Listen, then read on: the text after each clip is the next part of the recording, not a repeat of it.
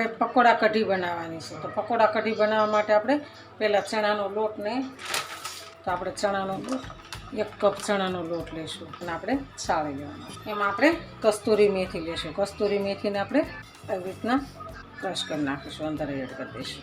સ્વાદ પ્રમાણે મીઠું નાખીશું, થોડીક હિંગ નાખીશું, થોડુંક આખું જીરું નાખીશું, આપણે થોડુંક ધાણા જીરું નાખીશું. આપણે એમાં થોડાક ભજીયાના સોડા નાખીશું. આપણે એની અંદર થોડુંક પાણી એડ કરીશું. પાણી એડ કરીને આપણે ફેટી લેવાનું. આપણે એને ફેટી લેવાનું છે. આપણે આને 2 મિનિટ ઢાંકી દેવાનું છે. આપણે આ બીજી તપેલી લઈશું. એની અંદર આપણે 1 કપ દહીં લેવાનું છે. 1 કપ દહીં લેવાનું.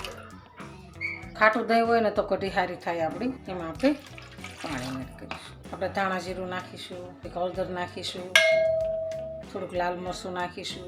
આપણે એની અંદર 1 ચમચી ચણાનો લોટ નાખીશું. 1 ચમચી ચણાનો લોટ નાખીને આપણે ફેટી લેવાનું. કપ દહીં છે એની અંદર આપણે 2.5 કપ પાણી નાખવાનું છે. 2.5 કપ આપણે પાણી નાખીશું. એની અંદર આપણે લીલા મરચાં નાખીશું. આપણે 1 મીઠા લીમડાની તેલ નાખીશું. સરસ ફેટી લેવાનું છે. સ્વાદ પ્રમાણે આપણે મીઠું એડ કરીશું. આપણે હવે આને ઉકળવા મૂકી દેવાનું છે. આપણે એને ઉકળવા દઈશું. એટલી વારમાં આપણે પકોડા તળી નાખીએ. કઢીને આપણે હલાવતું રહેવાનું છે. તેલ આવી ગયું હોય તો આપણે જોઈ લઈશું. બનાવવાના છે, ભજીયા પાડવાના છે.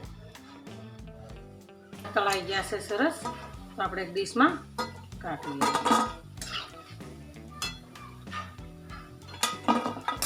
કઢી સરસ ઉકળી ગઈ છે. તો આપણે હવે એને એની અંદર પકોડા અંદર એડ કરી દઈશું.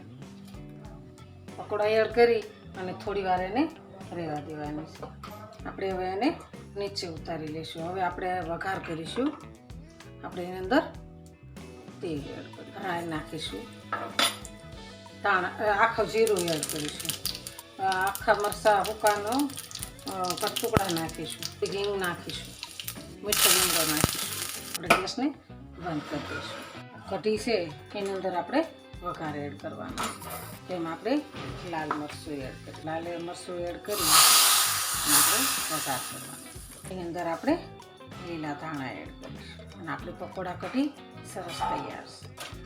આપણે ભાત પકોડા કઢી સરસ તૈયાર છે. તો હાલો ખાવા. જો આ મારો વિડીયો ગમે તો લાઈક, શેર અને સબસ્ક્રાઈબ કરી દેજો. રાધે રાધે.